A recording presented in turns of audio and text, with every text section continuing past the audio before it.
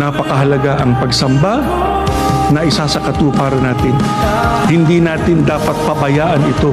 Pagka meron kang problema, lalo na't mabigat ang problema mong dala sa buhay mo, lalo kang dapat na sumamba sapagkat doon mararanasan natin yung pagtulong ng ating Panginoong Diyos.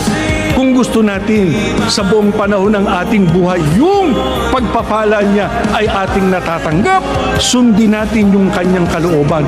Huwag tayong pumayag na tayo makapagpabaya sa pagsamba.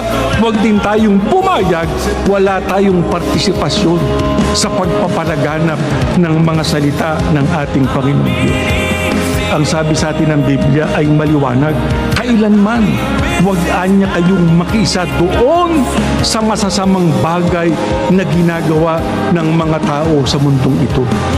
Magbagong buhay, tuparin yung mga aral ng Diyos na itinuturo sa atin para yung mga pagpapala niya ating matamo. Yung panata na pansarilit pangsambahayan ating isakatuparan. Ano man ang mangyari, pagka ikaw laging nananalangin, anong sinasabi sa atin ng ating Panginoong Kristo? Makalalampas ka sa lahat ng iyong nasasagot. Kung natutupad natin ang mga kalooban ng Diyos na dapat nating gawin, hindi natin napababayaan ating mga sagutin sa Kanya.